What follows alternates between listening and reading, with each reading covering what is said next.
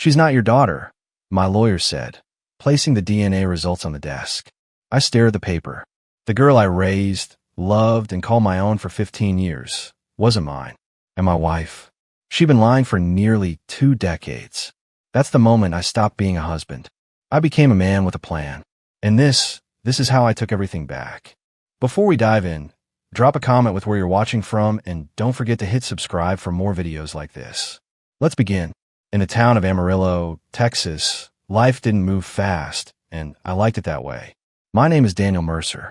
I was 42, ran a successful antique shop, and had spent over 2 decades elbow deep in Civil War memorabilia, Wild West revolvers, and long-dead letters that still whispered secrets. My business was stable, profitable. My name was respected in the collector's world. What I didn't know, what I refused to see, was that my own family was becoming the one thing I could never authenticate: a forgery. I met Camille when I was 24.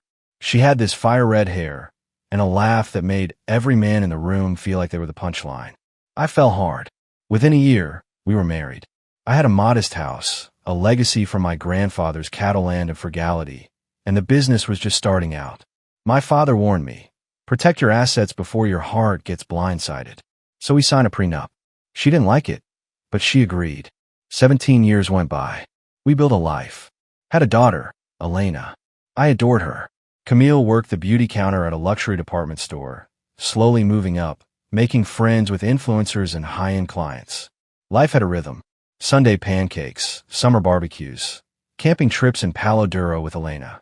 But somewhere between year 10 and year 17, something shifted. At first, I didn't think anything of the new lipstick shades, the frequent girls' weekends to Dallas and Houston, the dresses she never wore for me. I chalked it up to her finding herself, becoming more confident. She said she was handling influencer outreach now. Sometimes she came home reeking of wine and lavender soap, cheeks flushed. Other times, she was silent. Elena changed too. At 14, the sharp, intelligent girl who once shadowed me at antique fairs and could date a bayonet by its rust suddenly called it junk.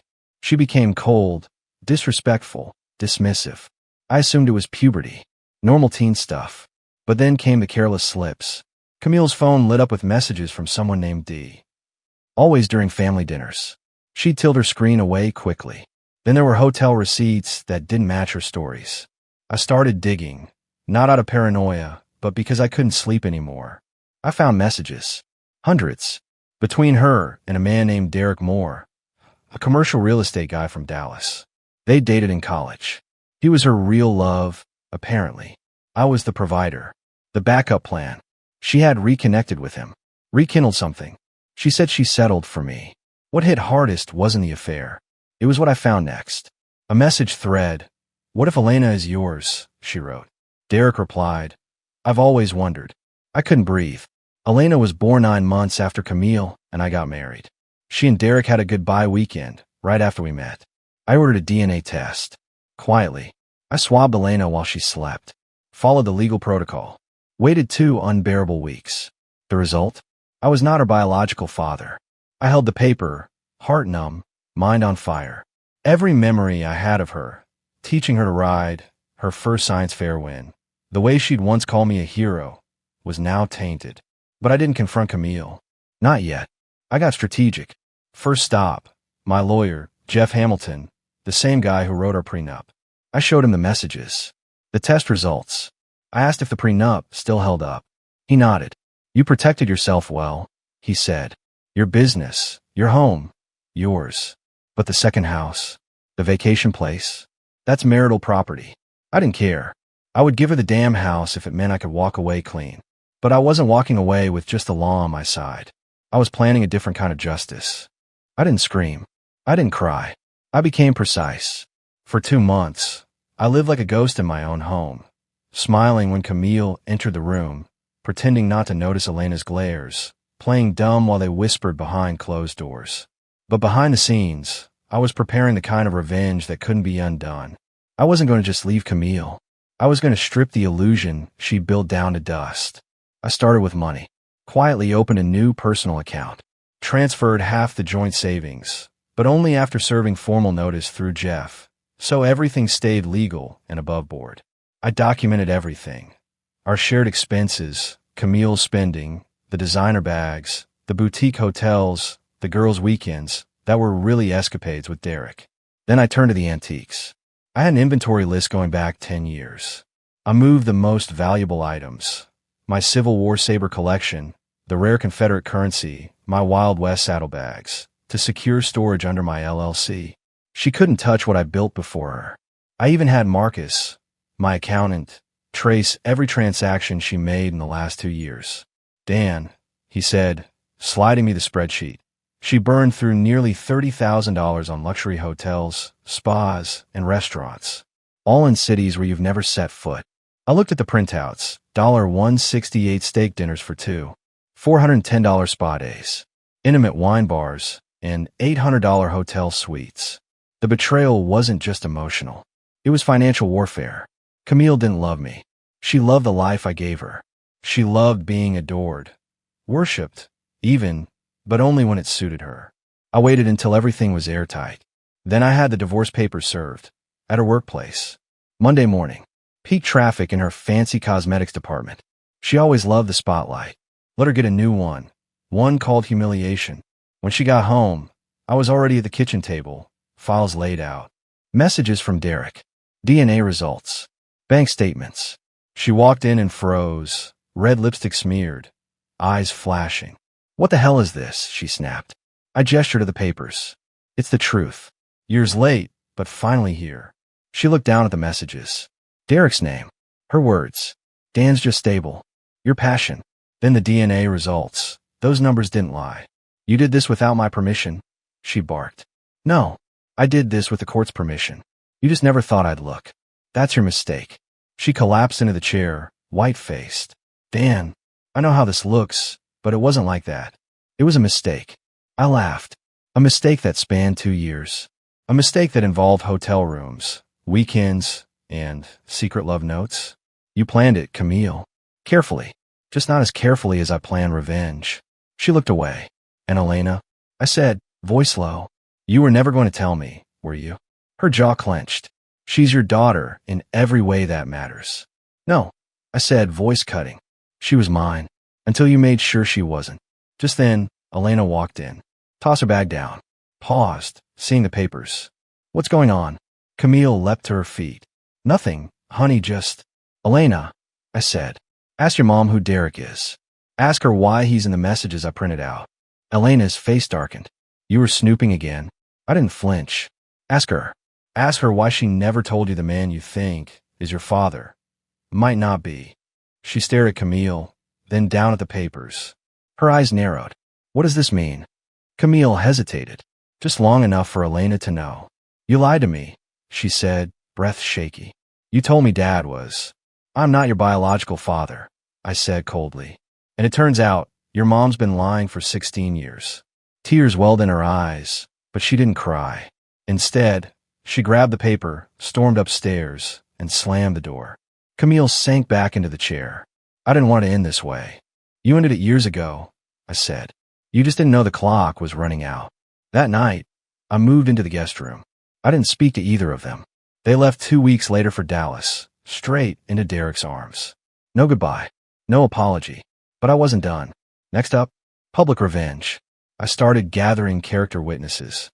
Friends, colleagues, even Camille's old coworkers who weren't surprised to hear what she'd done. I subpoenaed bank records, social media messages. I filed a paternity fraud claim and requested full asset protection enforcement of the prenup. Camille's lawyer tried to fight it, said it was character assassination. But facts are facts. I wasn't trying to ruin her. I was trying to expose her. To everyone. And the best part? She had no idea what was still coming. When Camille and Elena moved to Dallas, the silence in the house wasn't empty. It was clean. Every room echoed with the absence of their deception. It felt like someone had vacuumed lies out of the walls. I slept better, ate better, worked harder, but I wasn't healing. Not yet. Because revenge isn't just about justice. It's about balance. And I wasn't balanced. Not until Camille truly understood what she cost me. Jeff and I built the legal case meticulously. I filed a parental fraud lawsuit, which wouldn't just slap Camille with court scrutiny. It would force her to publicly identify Derek as Elena's real father. That was key, because men like Derek, those real estate posers who float through life with too much charm and too little conscience, they hate exposure. Camille tried to stall. Her lawyer begged to settle. But we pressed forward. 3 weeks in, it happened. The face-to-face. I was leaving the courthouse after a tense mediation when I saw him. Derek, leaning on Camille's Lexus like he owned it. Expensive shoes, slick hair, face too polished for a man who just wrecked a family.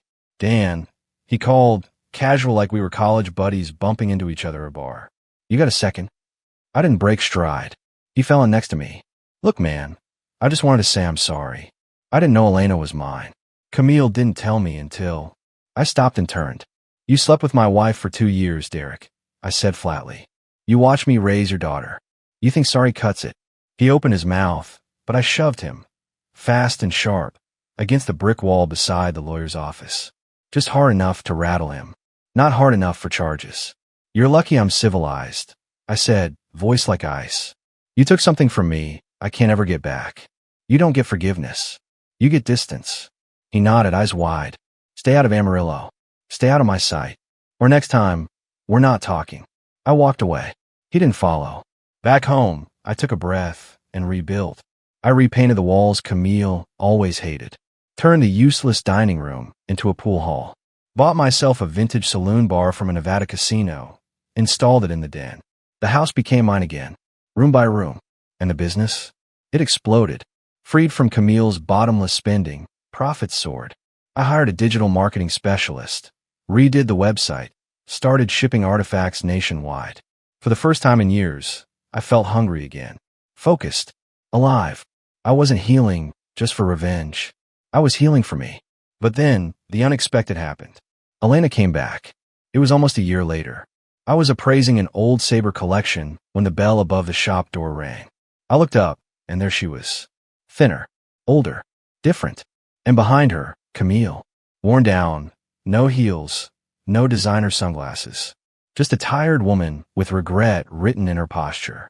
Please, Camille said. We've made a mistake. I said nothing. Gestured to the couple browsing Sabres. Store closes at 6. You can wait outside. She looked ready to cry, but Elena stepped forward. Dad, one word. Soft. Real. At 6 sharp, I locked the door, ignored Camille, and told Elena, let's walk.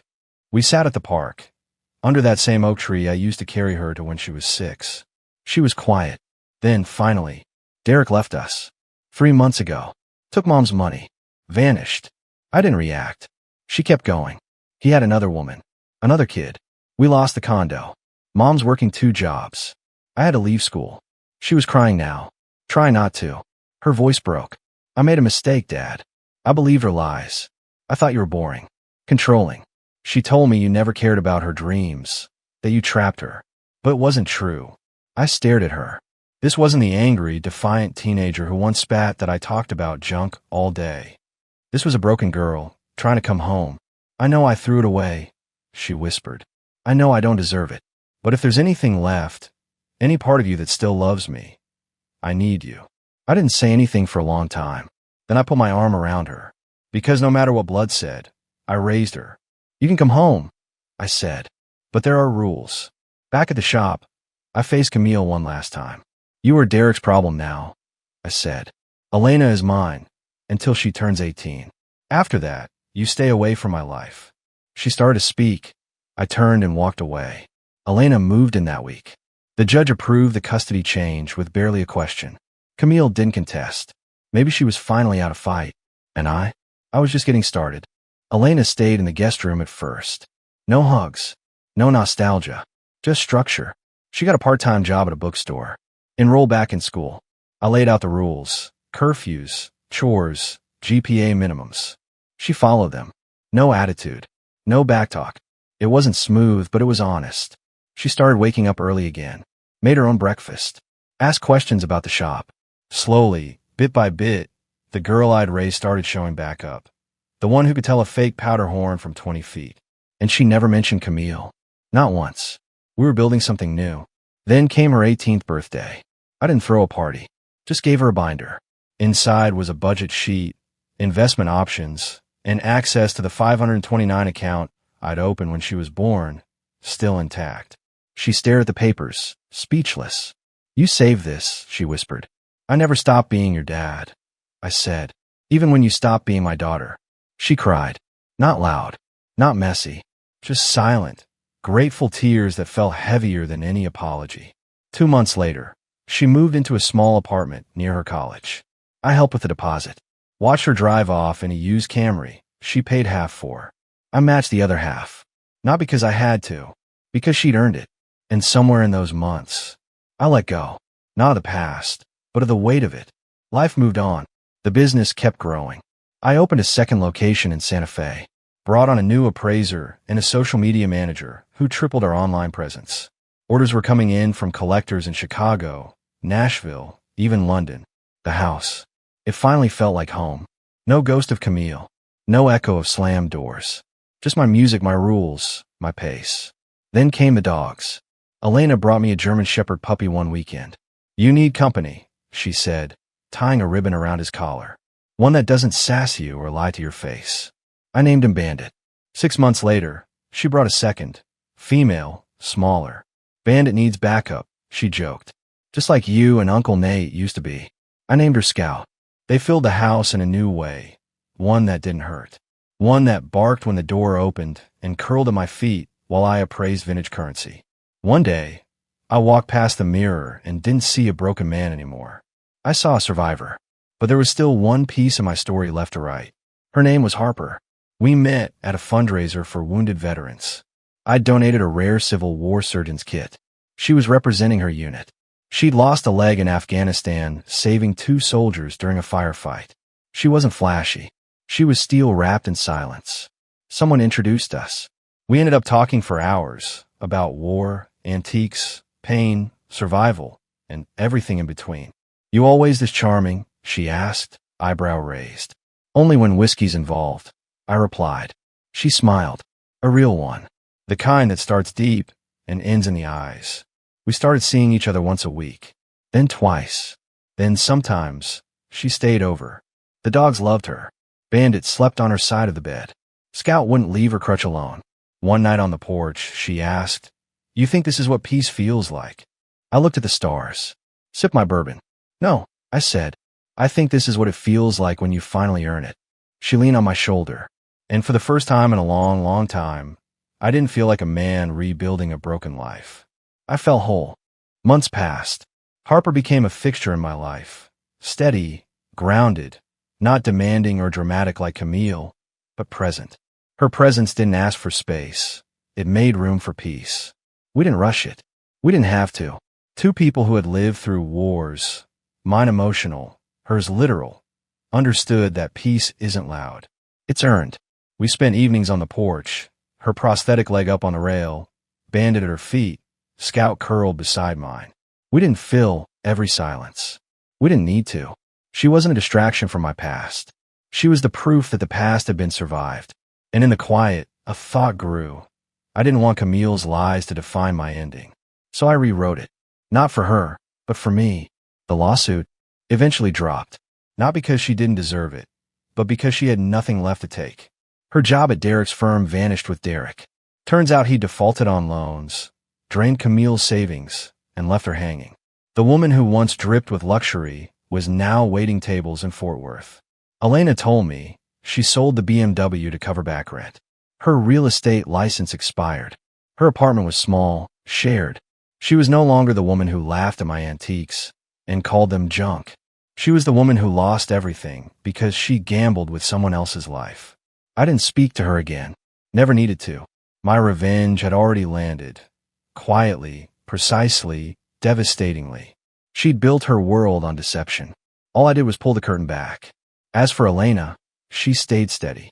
She graduated community college with a 3.8 GPA, transferred to a state university, and started interning at a local museum's historical artifacts department. One day, she called and asked if I could help her authenticate a Confederate flag someone tried to donate. I nearly choked. "You're calling me for antique advice again?" I laughed. She paused. "I trust you now," she said. Those 4 words were heavier than any courtroom victory. That same week, She came over for dinner and stayed until midnight. We didn't talk about Camille. We didn't need to. Instead, she helped Harper stir chili, played with the dogs, and left with a smile I hadn't seen since she was 13. A real one. A year later, I stood in front of my new shop in Santa Fe, scissors in hand, ribbons stretched tight. Customers applauded. Old friends nodded. Harper stood beside me, proud. Elena was beside her, notebook in hand, interviewing me for a school project. That day wasn't a celebration of business. It was a full-circle moment. I had built something, not just a store or a reputation, but a life that couldn't be taken from me. Not by lies, not by betrayal. Camille? She became a ghost. A story people whispered about but never named. Derek? I heard he got sued. Twice. Moved to Arizona. Started over. Men like him always do. But me? I didn't start over. I finished what they tried to destroy, and turned the ashes into foundation. Sometimes, I still get asked if I regret it. 17 years. A child who wasn't mine. A wife who never really was. My answer? Not a second of it. Because revenge wasn't the end of my story. Redemption was. And you know what? It looks pretty damn good with a bourbon in hand, a dog at my feet, and a woman beside me who doesn't need lies to feel powerful. I built my life back. Stronger. Smarter. Stone by stone. Lie by exposed lie. And that's how I won. Not with rage. With clarity. The kind of clarity that comes only when the past stops controlling the man, and the man starts owning the story.